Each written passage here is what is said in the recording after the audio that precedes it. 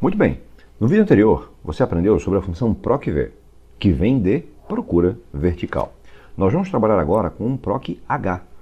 Essa função será trabalhada sozinha, né, de forma isolada, e depois nós vamos trazer uma outra função chamada de CORRESP, para que você perceba que a junção dessas duas funções pode ser muito interessante.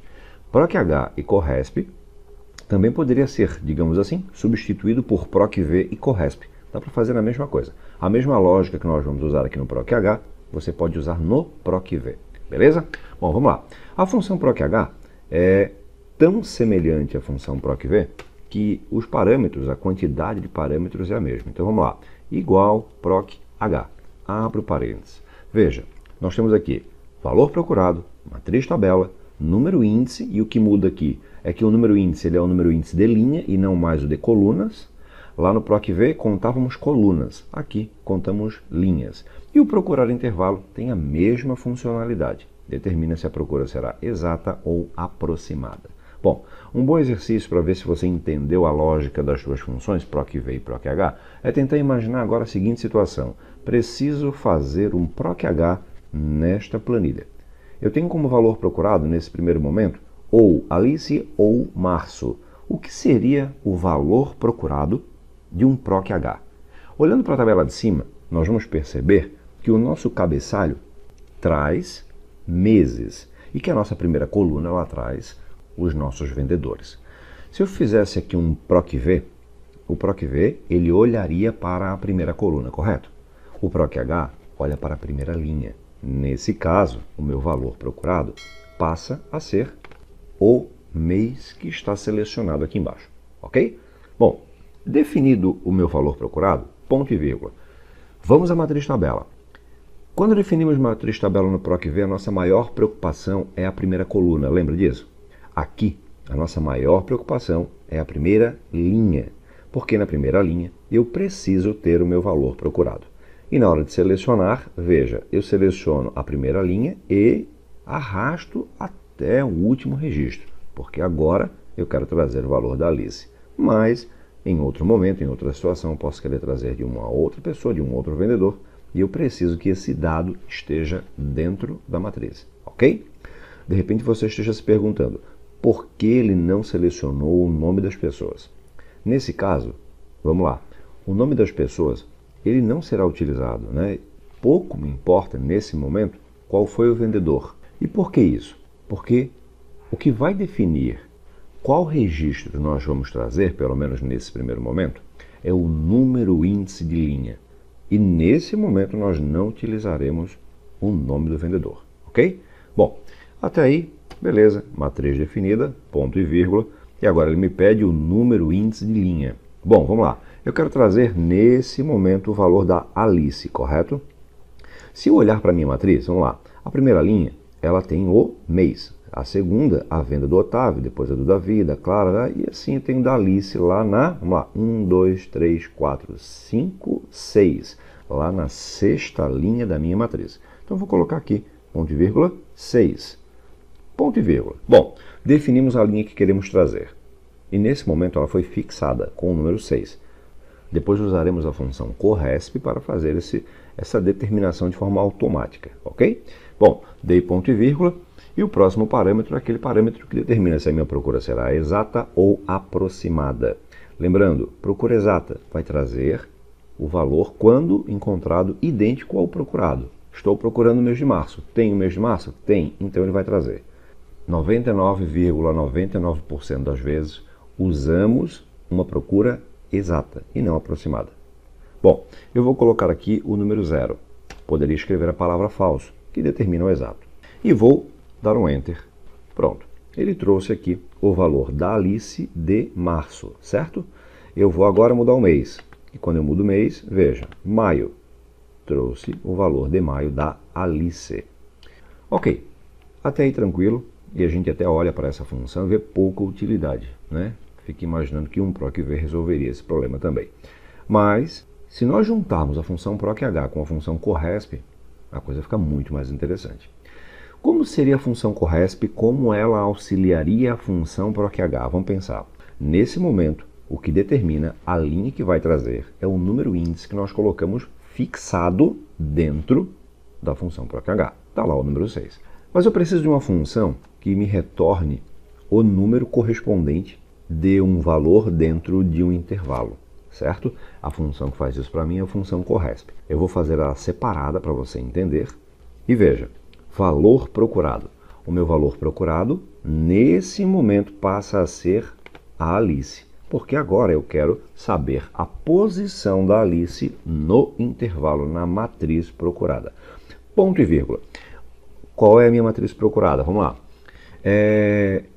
Eu poderia selecionar só o intervalo que constam os nomes das pessoas.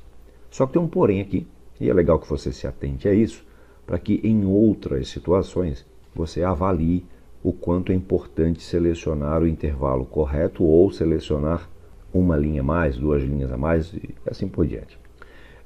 Veja, eu vou dar ponto e vírgula e vou colocar 0, correspondência exata, tá?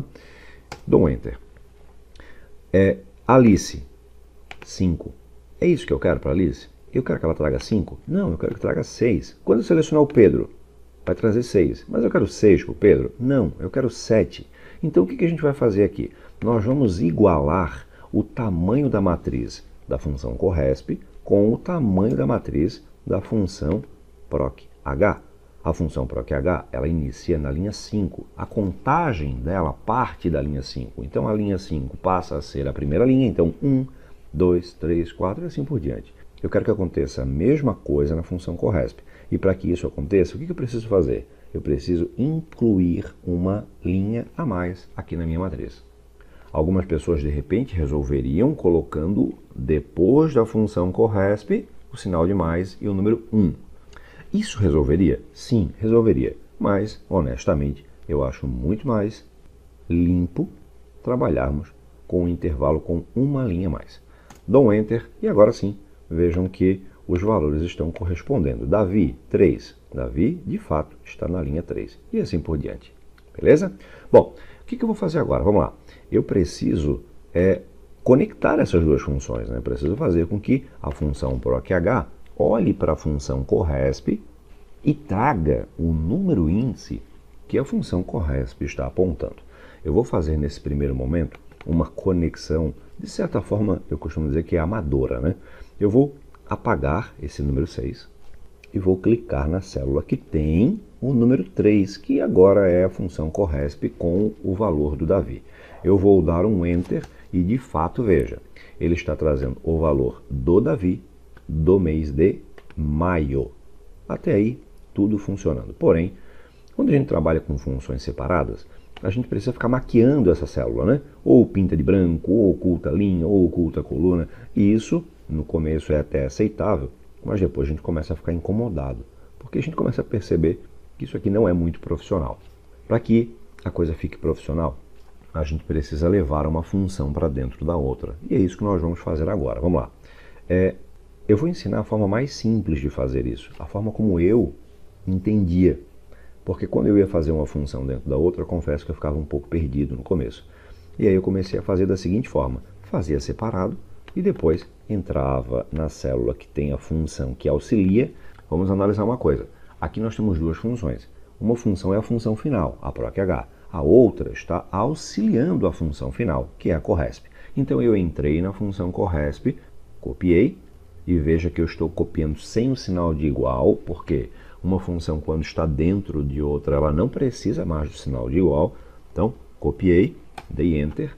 Agora eu vou lá na função proc h, eu apago essa célula, que é a referência, né?